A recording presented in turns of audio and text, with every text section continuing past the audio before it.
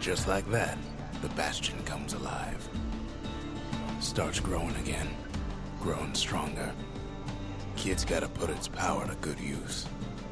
Now the Bastion can send him even farther into the wild unknown.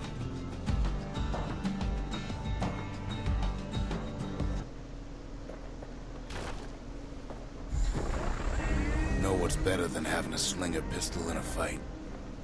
Having two. Hey everyone, it's Cyrano, and today I'm going to talk about Bastion. Savage things. Now, this game is billed as an action RPG, but I found it more like a platformer.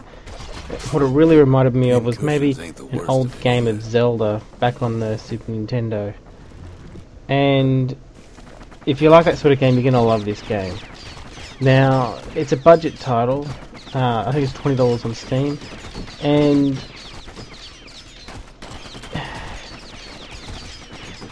I just don't know what to say about it. It's just a really unique game. It really captured my attention in a way that a few other games have. Now, at first I thought the combat was a little slow, but the game does ramp up, and you find new abilities, new equipment, and you level up, that sort of thing. And what makes this game feel like a platformer to me over an action RPG is the way you have to fight enemies. There's lots of dodging, jumping, shooting, blocking, and all that sort of things. And that just really reminds me of a good old platformer. And what makes the game stand out even more is just the graphics. They're really sharp, and essentially the way it's portrayed is as you walk around, essentially the world grows as you walk around, as it had been completely built before you got there. And I haven't really seen that in many other games. And another interesting thing is the narrator. So there's no real actual talking in this game with any NPCs, but you have this narrator who talks about everything that you do. So essentially you get two weapons, a melee and a ranged, and a special ability. And each enemy has to be killed a certain way. So that one that I just killed, that flower, every time you shoot it, it blocks the rest of the damage done. So you have to shoot, wait, shoot, wait, shoot, wait. Okay, that enemy there, you have to block it. You walk up to it while blocking, and as you block, things reflect off you and back at them, so they take damage. And as you get close, he'll stop firing, and then you just sort of slice him up quickly before he does his second burst. Slinger Johnson's old outpost is all that's left of him. So here you can choose what weapons you want to use and what special abilities you want to use. There's a whole lot, and some of them are tied to what weapon you've got. So I'll just go with the bolt burst. Kid sticks to his old stand. These are my favourites so far, and all your weapons start off weak, and you find ingredients to upgrade them, which make them stronger. So I went for lots of ammo on this weapon, and I went for a little bit of extra damage.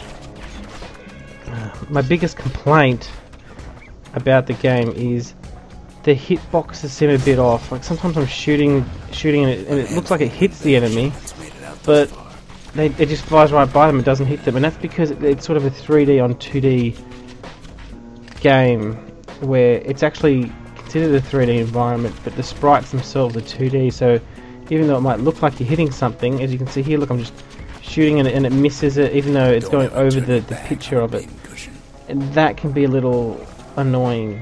I found the controls to be a little hard to use. It does support a Xbox 360 controller though, so you might want to use that if you've got one. Roused up half the wild by now. And it can be quite challenging, especially if you're not used to a game which is a bit more dependent on skill rather than just spamming massive AoE skills across the screen and clearing everything out.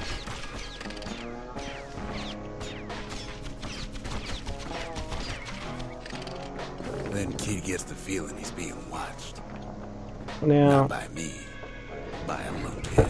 As you level up in this game, you unlock sort of a bonus. You get to put in drinks of a kind, and they give you special bonuses. So one might give you extra crit, another might give you extra damage, and some of these only like affect you when you're on under 30% health as well, or on maximum health.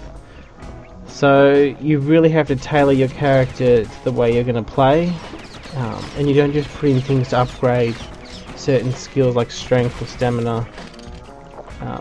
You can heal it as you go along. You pick up healing things to replenish. As you can see in the top left hand corner, there's 5 healing there and 3 damage. So essentially I can use my special ability 3 times, but then I have to refill it.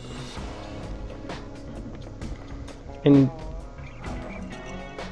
one of the best things about this game is probably just there is a variety in monsters, and they all seem to ooze personality. So, as you can see here, these things take 1 hit. They're like the other thing that I was fighting, but these ones here, they shoot back. So you see dodge, shoot, dodge, shoot, dodge, shoot, block. There's lots of things in this that you have to do. You just can't sit there and just shoot your way through. You know, as you go through the game, you rebuild the Bastion, which is sort of your hometown. And I wish a lot more games did that, where you're building up your hometown instead of having each town already pre-made with people. And as you can see here, this is the town. It's pretty well built up. You add each of these buildings as you go through the game. This one here is sort of like achievements. You do something and you click on one of these things that tells you what you need to do, and as you can see I've completed 2 here. Just to keep you going, gives you something to do.